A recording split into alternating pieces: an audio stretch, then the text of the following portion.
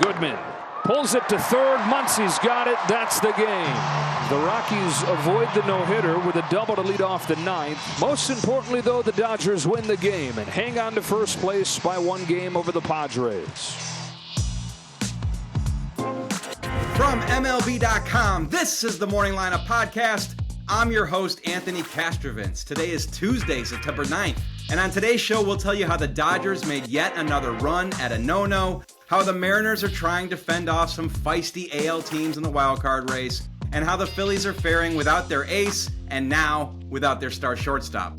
All that and everything else you need to know about baseball today. Let's get to it.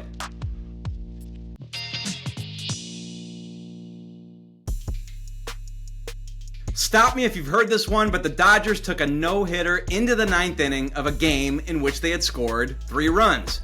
If that sounds familiar, it's because it happened earlier this season, as in 3 days ago.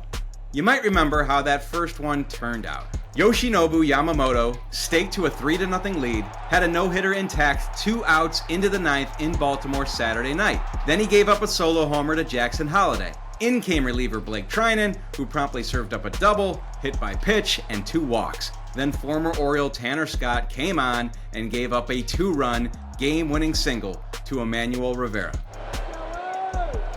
Line drive, base hit center field. 1 run is in, the winning run coming home.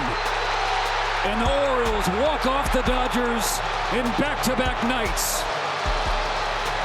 That was a bummer for the boys in blue. So it was fascinating to watch what transpired Monday night at Dodger Stadium, where the Dodgers opened a series against the Rockies. It seemed like a pretty ordinary night in the second when the Rocks scored a run off Tyler Glasnow on a Kyle Farmer sacrifice fly. Except wait a minute, Jordan Beck, who scored that run, had walked, stolen a base, and moved to third on a flyout. So the Rockies didn't notch a hit in that inning, or any inning off Glasnow, who looked sharp and October ready through the 7th. Another 3-2. Got him swinging with the sliders. 7 no-hit innings for Tyler Glasnow. 11 strikeouts.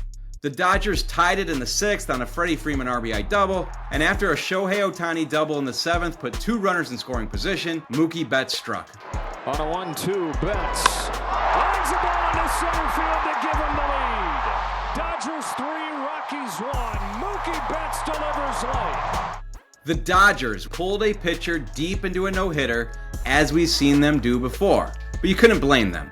Glasnow, no stranger to injuries in his career, battled a shoulder issue earlier this year and was at 105 pitches through 7. So in the 8th, in came Treinen.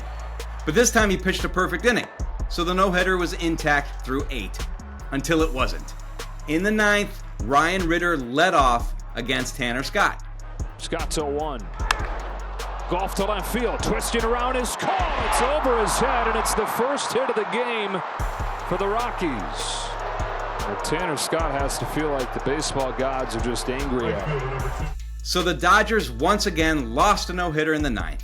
But this time, they didn't lose the game, instead holding on for the 3-1 victory. There have been 0 no-hitters in 2025, so maybe the Dodgers can try again sometime in the next couple days. Making movie references in sports copy is a trite and hackneyed trick, and I'm not interested in doing that to you, dear listener. But you know, if you want to suggest that maybe up in Seattle in the second half, they've been getting a little antsy, a little fidgety, if they're having trouble sleeping in Seattle, if you know what I mean, wink wink, it's understandable.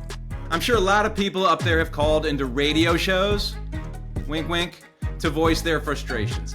The Mariners not only haven't been able to overtake a Houston team that has its problems, oh wait, wrong Tom Hanks movie, but the M's also haven't been able to put this whole wild card thing to bed either. Finally, in the last few days, the Mariners have looked like they can find love again. They scored 28 runs total in wins in Atlanta on Saturday and Sunday. And back home on Monday against the Cardinals, they trailed 2-1 with the bases loaded in the 6th when Josh Naylor got the big hit. Bases remain loaded up. Here is Naylor. Naylor plugs this out to center field, and it short hops the wall. Randy is in. Cal plenty of time. He is out, but the Mariners have taken the lead on Josh Naylor's tracer to center field. The M's went on to a 4-2 win, and they needed it because they still have some clubs hot on their trail. How about the Rangers, who had a wave of injuries rip apart their roster, but somehow keep coming up with unlikely heroes? On Monday against Jose Quintana and the first-place Brewers, it was Michael Hellman, a 29-year-old rookie and former 11th-round draft pick who came up to bat in the 5th inning with the bases loaded for the first time in his career and did what people love to do when they come to bat with the bases loaded. There's a swing and a drive, deep to left. That one is gone! And there's that grand slam! With Hellman, no relation to the mayonnaise people, spreading it on, the Rangers won 5-0 to stay within a game and a half of the Mariners for that last wild card spot. And how about the Guardians, who are somehow still in this thing despite a negative run differential? That differential looks a little bit better after what transpired at Progressive Field, where the Cleveland offense exploded early against Royal starter Ryan Bergert, and where starter Slade Ciccone took a no-hitter into the 8th before Michael Massey finally broke it up. So Ciccone did not become the first Cleveland pitcher to throw a no-hitter since Len Barker's perfect game way back in 1981, but he did pitch exceptionally well in a 10-2 victory that allowed the Guards to leap over the Royals in the wildcard chase. Cleveland is now 2.5 back of Seattle, while the Royals sit 3 back. You won't find any drama this good in any romantic comedy, I can tell you that. Coming up, the Phillies got some bad news and some good news Monday. We'll talk about it after the break. It was bad enough when the Phils lost their ace, Zach Wheeler, for the rest of the season, but now the left-hand side of their infield is on the shelf. On Monday, prior to the opener of a home series against the rival Mets, the Phillies put both Trey Turner and Alec Bohm on the injured list. Bohm has been battling discomfort in his left shoulder for a while, so the Phillies decided to give him 10 days off to recuperate. But Turner's issue is more pointed, as he suffered a hamstring injury on Sunday that required an MRI. Any Turner absence is a big deal, so the club hopes to have both Bohm and Turner back in time for the postseason. Fortunately for the Phils, a vintage Aaron Nola showed up against the Mets. 3-2. Swing and a foul tip, he got him. 6 scoreless innings for Aaron Nola. Tonight has certainly been the tonic he has needed. 5 in a row to finish things off for Aaron. With Duran and the Phillies bullpen nailing it down late, Philly beat the Mets 1-0 to extend their NL East edge to a season-high 8 games with 18 to play. Elsewhere in MLB, a Fernando Tatis Jr. sacrifice fly in the 10th gave the Padres a 4-3 win over the Reds and allowed them to remain a game back of the Dodgers in the West.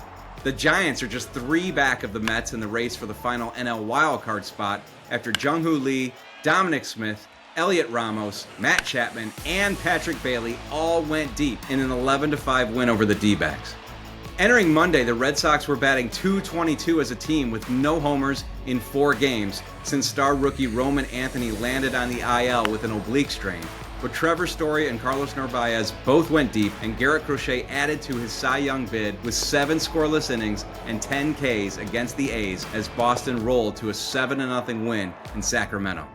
For the rest of Monday's news and scores, you know where to go, MLB.com.